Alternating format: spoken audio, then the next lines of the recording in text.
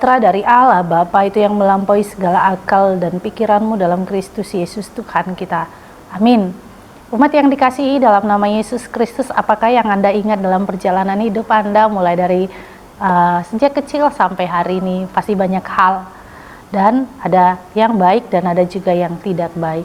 Bagaimana firman Tuhan tentang hal ingatan? Firman Tuhan hari ini berbicara dalam kitab Yesaya 43 ayat 18 sampai 19. Firman-Nya, janganlah ingat-ingat hal-hal yang dahulu, dan janganlah perhatikan hal-hal yang dari zaman purbakala. Lihat, aku hendak membuat sesuatu yang baru, yang sekarang sudah tumbuh. Belumkah kamu mengetahuinya? Ya, aku hendak membuat jalan di padang gurun dan sungai-sungai di padang belantara. Demikianlah firman Tuhan. Hari ini Tuhan mengajarkan kepada kita, memang kita hari ini ada karena adanya masa lalu, tetapi ada yang harus diperbaiki dari masa lalu. Tidak semuanya harus diingat, dalam arti apakah hal itu bisa mendukung kita untuk hari ini atau untuk masa depan. Saran saya, ketika hal itu tidak bisa mendukung kita untuk hari ini dan masa depan, sebaiknya mari kita dipulihkan untuk dilupakan.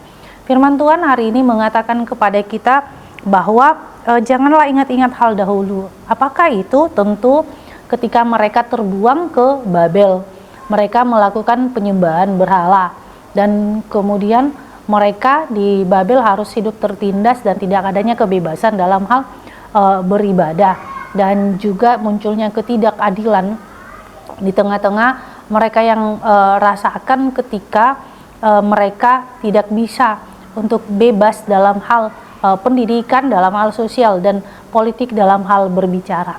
Hari ini Tuhan mau katakan, Tuhan akan memperbaharuinya dengan cara apa? Mereka kembali ke tanah mereka. Dan yang kedua, kalau kita nantinya belajar dari kitab Yeremia, Tuhan bilang, usahakanlah kesejahteraan kota di mana kamu aku buang. Artinya yang pertama sekali, Tuhan mau katakan ada hal yang baru yang Tuhan berikan. Yang pertama, apa hal yang baru? Adalah ketika kita belajar dari kitab Yeremia, kita mampu menempatkan diri dalam situasi apapun, sehingga kita merasakan bahwa kita tetap bisa eksis, kita tetap bisa survive. Karena apa? Karena kita memperoleh kekuatan daripada Allah, karena sekeliling kita bisa bermufakat untuk menghancurkan kita. Atau kalau Daud katakan, musuh-musuhku ada di sekelilingku, tetapi dia tahu bahwa firman Tuhan ada bersama dengan dia. Oleh karena itu, adalah hal yang baru ketika kita memikirkan yang bisa berdampak baik kepada kita sendiri. Oleh karena itu, dalam hal yang baru ini Allah mengatakan bahwa akan ada padang gurun dan sungai-sungai di padang belantara. Nah, di padang gurun ketika membuat sebuah jalan, pasti kalau sekarang harus menggunakan GPS dan yang lainnya untuk membuat bagaimana jalan itu, karena di padang gurun itu kan namanya juga padang gurun, susah untuk membangun jalan, karena ketika kita membangun jalan harus ada bebatuan, tanah liat, dan yang lain. Tapi Tuhan sanggup membuat yang tidak ada menjadi ada. Artinya Tuhan mau katakan bahwa ketika kita mampu menempatkan diri dalam situasi apapun, sekalipun itu padang gurun, di situ ada jalan. Sekalipun padang gurun itu tanah, pasir, tidak ada batuan yang kokoh, tetapi Tuhan mampu. Disitulah kebesaran Allah kita. Ya aku, kata Tuhan, ya aku itu adalah Allah sendiri yang membuat jalan-jalan hidup dan sungai-sungai di padang belantara.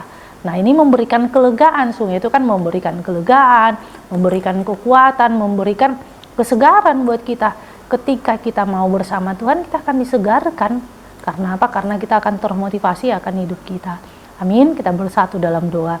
Terima kasih Tuhan Yesus buat anugerah-Mu. Biarlah kami semakin melihat bahwa Allah yang selalu bersemayam di dalam diri kami. Tuhan Yesus, berkati setiap aktivitas umat-Mu, berkati setiap perjalanan hidup mereka. Inilah doa kami dalam nama Yesus Kristus.